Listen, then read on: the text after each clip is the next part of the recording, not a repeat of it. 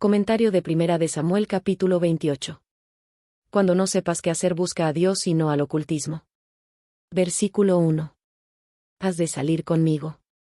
No se trataba de una invitación sino de una orden. David, como vasallo de Aquís, estaba bajo las órdenes de un rey pagano. El gobernante filisteo había fiscalizado los movimientos de David durante los últimos meses, y lo que había oído lo había convencido de que David se había unido tanto con los filisteos, que las tropas israelitas serían una valiosa añadidura para la fuerza expedicionaria que marcharía hacia el norte después de unos pocos días. Versículo 2. Tú sabrás. David mismo no estaba seguro en cuanto a la forma de evitar la lucha una vez que se vieran envueltos realmente en la batalla. En su foro interno no pensaba levantar su espada contra su propia nación, sin embargo, debido a su anterior relación con Aquís, creía que no podía rehusarse a acompañarlo a la batalla. Otra vez le pareció que estaba obligado a recurrir a duplicidades. Su ambigua respuesta era muy parecida a los oráculos de los dioses. Cualquiera fuera el resultado de los acontecimientos, el oráculo sería correcto.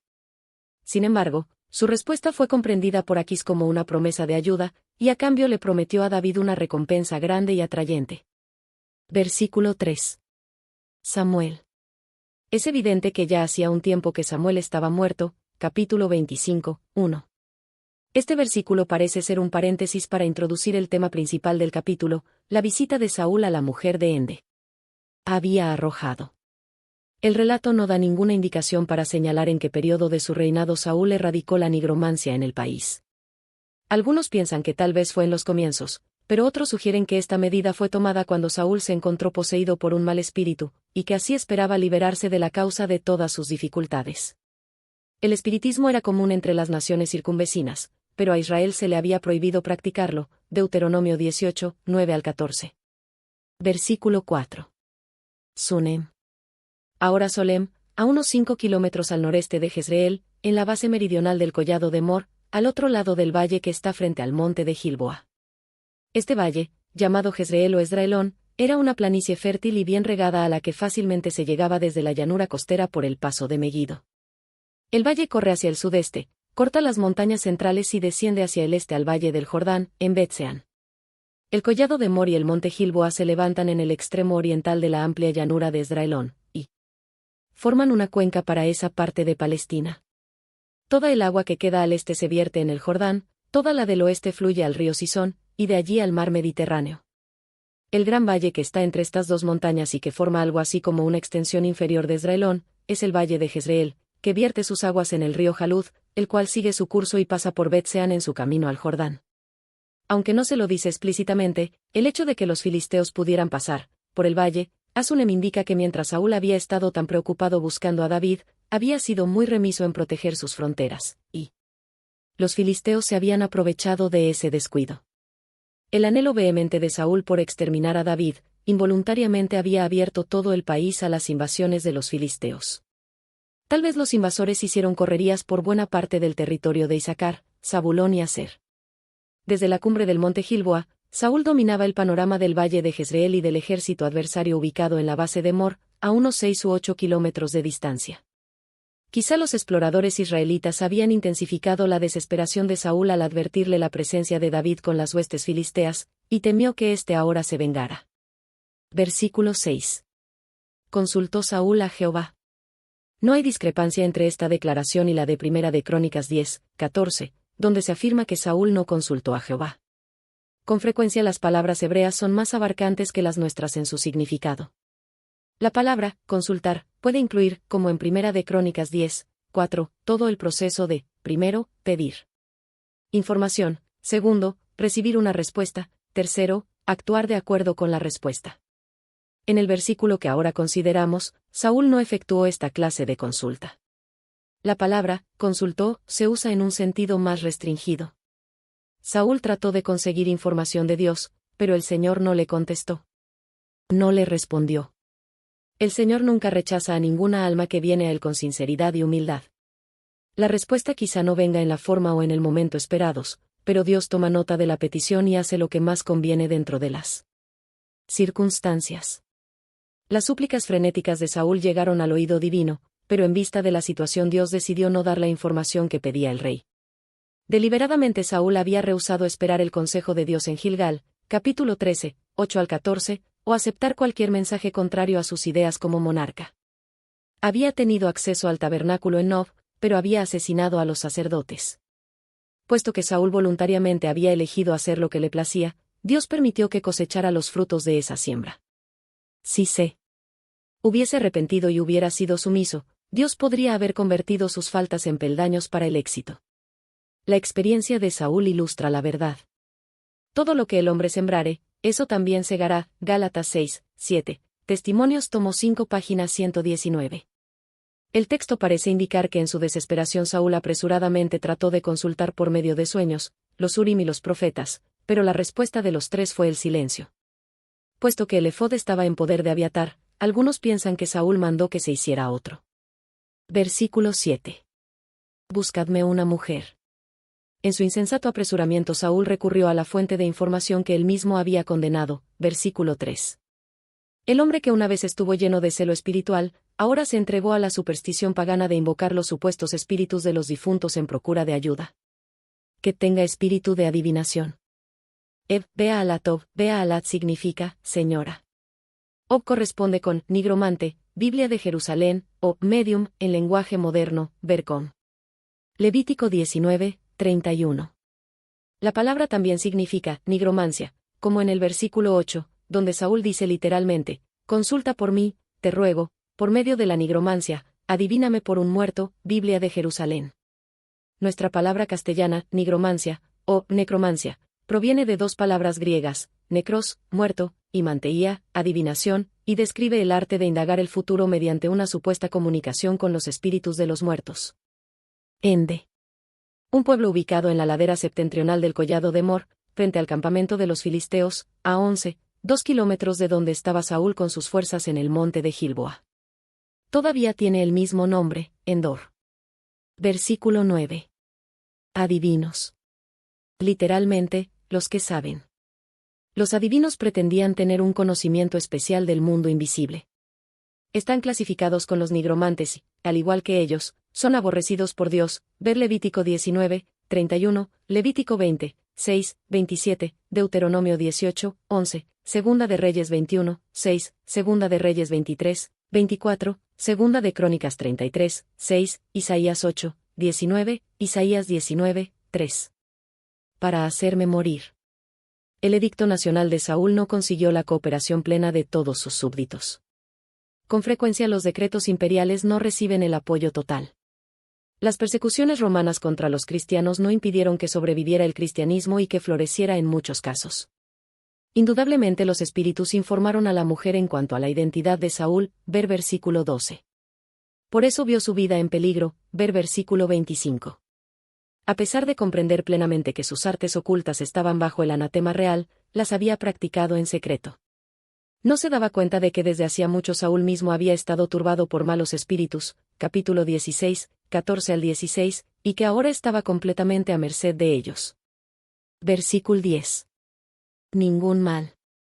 Saúl creía que, por ser el rey, estaba por encima de las leyes y que podía prometer una franquicia a cualquiera que lo ayudara a salir de su dificultad. Versículo 11. Hazme venir a Samuel. ¿Por qué debía pedir Saúl que viniera Samuel y no otros? El profeta había sido guía y mentor del rey, y le había dado varias predicciones en el tiempo del ungimiento de Saúl que le provocaron gozo y paz cuando las vio cumplirse. Pero tan pronto como comenzó a manifestarse su temperamento despótico, disminuyó su respeto por el consejo divino. A su vez, este proceder se convirtió en indiferencia y llegó a ser odio, hasta que el rey descuidó todas sus responsabilidades administrativas en su intento de exterminar a su rival. El recuerdo de la bondad de David expresada en dos ocasiones diferentes todavía causaba encono en la mente enferma de Saúl, y éste comenzó a darse cuenta de que había fracasado ante la vista de muchos de sus súbditos a quienes veía desertar para unirse con David. Irritadísimo por el silencio del cielo, buscó algún otro método para lograr a la fuerza una respuesta. Versículo 13. Tú eres Saúl. La información era de origen sobrenatural, pero no procedía de Dios.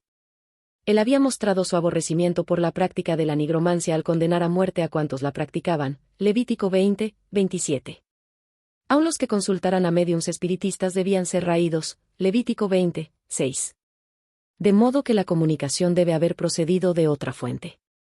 Hay quienes sostienen que los espíritus de los muertos vuelven para comunicarse con los vivos. Para ellos, el espíritu de Samuel respondió a la invocación de la médium. Pero una comunicación de Samuel, hablando como profeta, indirectamente habría sido una comunicación de Dios, y se declara expresamente que el Señor rehusaba comunicarse con Saúl, 1 de Samuel 28, 6. Saúl fue muerto, porque consultó a una adivina, y no consultó a Jehová, 1 Crónicas 10, 13 y 14. La enseñanza de que los espíritus de los muertos vuelven para comunicarse con los vivos se basa en la creencia de que el espíritu del hombre existe en estado consciente después de la muerte y que, en realidad, ese espíritu es el hombre mismo. La Biblia enseña claramente que, al morir, el espíritu vuelve a Dios que lo dio, Eclesiastés 12, 7, pero el Antiguo Testamento enfáticamente niega que ese espíritu sea una entidad consciente, Job 14, 21, Salmo 146, 4, Eclesiastés 9, 5, 6. El Nuevo Testamento enseña la misma doctrina. Jesús indicó que será en su segunda venida, y no en el momento de la muerte, cuando el creyente se reunirá con su Señor, Juan 14, 1 a 3. De lo contrario, Jesús podría haber consolado a sus discípulos afligidos con el pensamiento de que pronto les sobrevendría la muerte y que así inmediatamente irían a las mansiones celestiales para estar con Él. Para confortar a los que habían llevado a sus amados al descanso, Pablo declaró expresamente que los que vivieran no iban a preceder a los muertos, sino que todos se reunirían con Él. Señor en el mismo momento, 1 de Tesalonicenses 4, 16 y 17. Es pues evidente que el espíritu de Samuel no se comunicó en este momento con Saúl. ¿Queda otra fuente para esa comunicación? Las Escrituras revelan que Satanás y sus ángeles pueden impartir informaciones, y también cambiar su forma, ver Mateo 4, 1 al 11, 2 de Corintios 11, 13 y 14. La aparición que se presentó ante la mujer de Ende era una personificación satánica de Samuel, y el mensaje impartido tuvo su origen en el príncipe de las tinieblas. Aunque muchos de los fenómenos de las sesiones espiritistas son fraudes y actos de prestidigitación, no todos los fenómenos se pueden explicar así. Muchos que han investigado esas sesiones admiten la presencia de un poder que no se puede explicar mediante fraudes ni con leyes científicas conocidas. Las Escrituras predicen un aumento de las manifestaciones sobrenaturales en los últimos días, Mateo 7, 22 y 23, 2 de Tesalonicenses 2, 9, Apocalipsis 13, 13 y 14, Apocalipsis 16, 14. La única salvaguardia contra estos artificios engañosos es estar también afianzado en las verdades bíblicas, como para que el tentador sea reconocido a pesar de su disfraz. Una fe firme en la verdad del estado inconsciente de los muertos desbaratará cualquier intento del enemigo para infiltrar su propaganda por médiums espiritistas y supuestas comunicaciones con los muertos, ver Conflicto de los Siglos capítulo 35.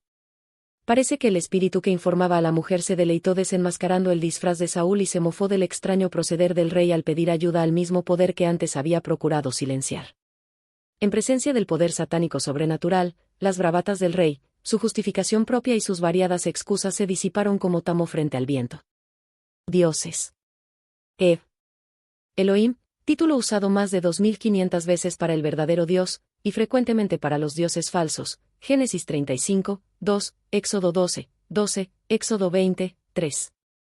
La Biblia Reina Valera 3 veces traduce la palabra como jueces, Éxodo 21, 6, Éxodo 22, 8 y 9. Es posible que el vocablo debiera traducirse así aquí, de modo que la mujer dijera, veo jueces que suben de la tierra. Esto estaría en armonía con la identificación de Samuel como juez. Aunque la mujer usó la forma plural, Saúl parece haber entendido esto en número singular, pues preguntó, ¿qué aspecto tiene? Biblia de Jerusalén. Por otro lado, puede haber entendido la palabra Elohim en su significado más común, dioses. Versículo 14. ¿Cuál es su forma? Las preguntas de Saúl, junto con las respuestas de la mujer, en sí mismas constituyen una evidencia de que él mismo no vio la aparición. Quizá estaba separado de la médium por una cortina, o se hallaba directamente frente a ella en la densa oscuridad de la caverna. Cuando ella describió la aparición, Saúl entendió que era Samuel. Sería contrario a todo principio de rectitud imaginar que una nigromante recibió autoridad divina para llamar a Samuel de su lugar de descanso. Sería completamente inconcebible suponer que Dios, que había anatematizado la nigromancia, Deuteronomio 18, 10 al 12, hubiera accedido al pedido de una médium para perturbar a Samuel, su santo que dormía. Pero así como Satanás tuvo poder para presentarse delante de Jesús en el desierto como un ángel de luz, también él o sus instrumentos, si se les permitía, podían imitar a Samuel, tanto en la forma como en la voz. El diablo aprovechó esta oportunidad para mofarse de Saúl con la ironía de su suerte. El mismo hombre que una vez había perseguido a los que practicaban la magia negra, ahora de rodillas imploraba ayuda a ese poder. Versículo 15. Samuel dijo. Esta cláusula no debe ser interpretada como que significara que realmente habló Samuel. El escritor tan solo describe 588 los sucesos tal como parecían, que es lo normal en un relato. También la Biblia habla del sol que sale y que se pone, y así también lo hacemos nosotros, y nadie se engaña o se confunde porque tan solo estamos hablando de apariencias. En realidad, el sol no se levanta ni se pone, sino la tierra es la que gira. En el versículo que consideramos, el contexto y una comparación con otros pasajes hacen ver que las palabras aquí atribuidas al profeta fallecido provenían de una personificación de Samuel. Haciéndome venir.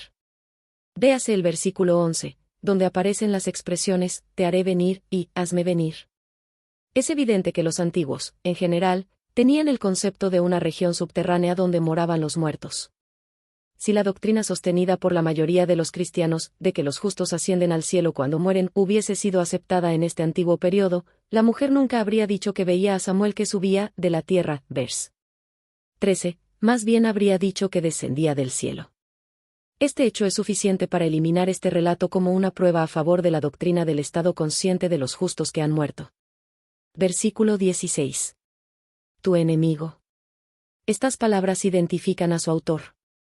La declaración hecha aquí y en los versículos siguientes ilustran un engaño característico del diablo. A partir de su caída, Satanás se ha esforzado para pintar el carácter de Dios con falsos colores. Representa a Dios como un tirano vengativo que arroja en el infierno a todos los que no le temen, ver conflicto de los siglos. Seduce a los hombres para que pequen y luego presenta su caso como completamente sin esperanza. Representa a Dios como reacio a perdonar al pecador mientras exista la más pequeña excusa para no recibirlo. Así presenta a Dios ante los hombres como su enemigo. Este concepto está en la raíz de las religiones paganas que enseñan la necesidad de los sacrificios para apaciguar a un Dios enojado. Es muy opuesta esta doctrina a las enseñanzas de las Escrituras, donde se representa a un Dios que ama a todos y estuvo dispuesto a hacer un sacrificio supremo para salvar a los culpables. Juan 3, 16, segunda de Pedro 3, 9. Versículo 17. Ha quitado el reino. El Espíritu, haciéndose pasar por una voz que procedía del cielo, se mofó de Saúl diciéndole que su corona iría a su rival. Satanás inspiró a los que acompañaban a Saúl para que estimularan la animosidad del rey contra David, y después lo amargó en sumo grado anunciándole, como que ya se hubiera realizado presosamente lo que tanto había luchado Saúl por evitar. Había oído que David estaba con los filisteos, Patriarcas y Profetas página 731, y tal vez ahora se imaginaba que los enemigos del Señor lo vencerían y darían el reino a David. Versículo 18. Jehová te ha hecho esto. Aunque Satanás inspiró los pensamientos que provocaron la desobediencia de Saúl en su proceder con Amalec, ahora condenó al rey en nombre del Señor. Así se presentó a Dios como si hubiera empleado las mismas tácticas de Satanás. En realidad, Dios no se había vuelto enemigo de Saúl. Tan solo permitía que éste cosechara lo que había sembrado. El aprieto en que se encontraba Saúl era el resultado de su propia elección. Dios se había esforzado para salvarlo del desastre enviándole amonestaciones y consejos repetidos, pero Saúl persistió en oponerse a la instrucción divina. Versículo 19. De los filisteos. Debido a que Saúl se rebajó voluntariamente ayudando al adversario, Satanás usó esta oportunidad para burlarse de él y desanimarlo. Ante la batalla inminente, Satanás hizo que Saúl creyera que estaba irremediablemente perdido. En realidad, el Señor podría haber salvado entonces a Israel tan fácilmente como lo había hecho en Mizpa, capítulo 7, 10. Pero en aquella ocasión los israelitas habían confesado sus pecados y clamado a Jehová. Si Saúl hubiese confesado su pecado, hubiese convocado a los israelitas, les hubiese hablado de su debilidad y los hubiese inducido a renovar su consagración al Señor, el resultado de la batalla podría haber sido muy diferente. Al presentar delante del rey la aparente imposibilidad de recibir perdón, Satanás tuvo éxito en desanimar del todo a Saúl e inducirlo a su ruina. Versículo 20. Cuán grande era la tensión física más la preocupación mental, y finalmente la terrible noticia de su derrota y muerte inminentes, de tal manera lo desalentaron, que se desplomó. Versículo 25. Se levantaron. Al igual que Judas, Saúl salió de noche. Al quedar sola, la médium quizá estaba tan perturbada como el rey. Saúl había sido culpable de duplicidad y traición en su trato con David. ¿Cómo podía saber ella si su vida no iba a ser el precio por los sucesos de aquella noche? Saúl había estado demasiado enfermo como para pronunciar una palabra de aprecio por sus servicios. Ella no tenía los consuelos de la oración ni de la fe. Era esclava de un poder tan capaz de mofarse de ella como se había burlado del rey. Comentario bíblico adventista del libro Primera de Samuel capítulo 28.